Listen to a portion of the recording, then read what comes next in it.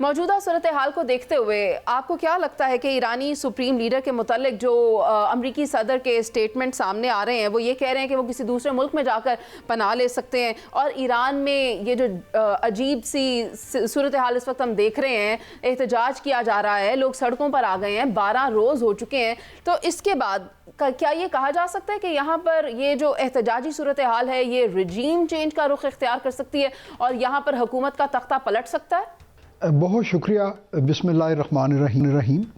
देखें, ईरान में रजीम चेंज जो है वो अमेरिका की जो मुख्तलिफ ऑप्शंस हैं इस रीजन के बारे में, उसमें एक अरसे से वो उनकी विश लिस्ट पे तो शामिल है, और इसका बारहा इजहार जो है वो गुज़श्ता पूरे साल में जब से प्रेसिडेंट ट्रंप आए जनवरी में, वो कई बार बड़ा वोकली इस चीज़ का इजहार भी कर चुके हैं। लेकिन उसके लिए क्या सिचुएशन ऑन ग्राउंड अभी उतनी कंड्यूसिव है या नहीं, ये एक बड़ा सवाल है। देखें, जैसे आपने खुद अपने इंट्रो में कहा कि बज़ाहिर ये जो प्रोटेस्ट हैं ये महंगाई और कुछ सोशल इश्यूज़ के ऊपर ये शुरू हुई, और ये हमें नहीं भूलना चाहिए कि बड़े शहरों में ईरान के अंडरलाइंग जो है एक सेंटिमेंट हमेशा से वो मौजूदा जो इनकलाब जो 1979 में आया, उसके बाद जो मौजूदा क़यादत है कंटिन्यूटी में बेसिकली जो कि क्लर्जी बेस्ड है, यानी रिलीजियस पार्टी, एक ही पार्टी जो कि इक़्तिदार में है, वो उसी की कंटिन्यूटी है। तो उसके अगेंस्ट एक अंडरलाइंग सोसाइटी के अंदर जो इनकलाब से पहले जो लोग अलाइंड थे उस वक्त के पहलवी रजीम के साथ, वो या तो बाहर दूसरे मुल्कों में चले गए या फिर वो उन्होंने वो एक आप कह लीजिए कि एक अंडरग्राउंड वो अपने उसमें चले गए, साइलोज में। अब उनको बतदरीज वो ट्रिगर्स मिल रहे हैं जिससे वो जो है वो मौजूदा क़यादत के ख़िलाफ़ अपने अदम एतमाद का इजहार कर रहे हैं। लेकिन आप ऐसे में देखें कि अदम एतमाद का इजहार करते हुए तो हमें वहाँ के लोग दिखाई दे रहे हैं। उन्होंने गवर्नर हाउस को नजर आतिश कर दिया, गवर्नर ऑफिस को नजर आतिश कर दिया। तो यहाँ अमेरिका का जो स्टेटमेंट है कि अगर ईरान ने अपने लोगों के खिलाफ कोई कार्रवाई की तो फिर अमेरिका उसका मुअस्सर जवाब देगा, यानी अमेरिका भी ईरान के खिलाफ कार्रवाई करेगा। तो ये हो सकता है, इसका मतलब अमेरिका जवाब देगा ईरान को और एक नई जंग छेड़ सकता है। जी बिल्कुल। देखें, अब उनके लिए एक ग्राउंड सेट हो रहा है ना अमेरिकन ऑब्जेक्टिव्स के लिए, तो अब उसमें उन्होंने इसमें अपना जो है हिस्सा डालना है, जो कि वो डाल ही रहे हैं कि जिसमें वो इन मुतालबात को रजीम चेंज के मुतालबात की सूरत में जो है वो पेश कर दें। तो ईरान में ये मुमकिन है, जी बिल्कुल मुमकिन है, लेकिन देखना ये है कि जो अभी ख़तरात हैं उनकी रियलाइजेशन कितनी है ईरान की गवर्नमेंट में, और वो उसके मुताबिक अगर कोई सब्सटेंशियल जो है मिटिगेशन मेजर्स ले लेते हैं तो शायद वो इस चीज़ को जो है अवॉइड कर सकें। ठीक है, वकार खान साहब, आप मुझे ये बताएं कि जून में ईरान इजराइल जंग होती है और ईरान को उसमें कामयाबी नहीं मिलती, लेकिन अब अगर रजीम चेंज में अमेरिका कामयाब हो जाता है ईरान में, तो फिर being the alloy of America वो आकर ईरान की जगह बैठ सकता है, यानी पाकिस्तान के साथ बिल्कुल बॉर्डर शेयर कर सकता है। तो ऐसी सूरत हाल में पाकिस्तान का लाहा अमल क्या होना चाहिए? उससे आने से पहले मैं क्विकली ईरान में जो स्ट्रक्चर है उसको जरूर समझ लें कि मज़ाहिर ठीक है, काफ़ी ज़्यादा यहाँ तक कि मैं काफ़ी इस पर हार्डकोर एनालिसिस होता है, very very objective, not taking any side. अगर आप एक मिनट दे दें तो मैं थोड़ा स्ट्रक्चर पे बात करके देन आई कम टू के रिस्पॉन्स।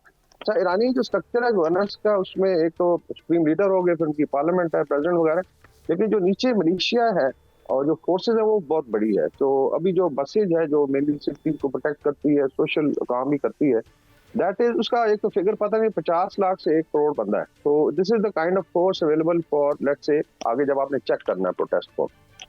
दूसरा ये है कि इसमें फिर IRGC आ जाती है जो 1 मिलियन है, आर्मी वगैरह उसके अलावा है। फिर they can get help from Kataib Hezbollah की अभी रिपोर्ट ऑलरेडी इराक से लोग आ गए हुए हैं, और जो मिलिशिया थी even Hezbollah from Lebanon can come, अगर इस पे बात जाती है। 9 करोड़ का ये मुल्क है, it's a huge country, Pakistan से आई थिंक 1.5 गुना ज्यादा रकबा है, पहाड़ी इलाका है ज्यादा।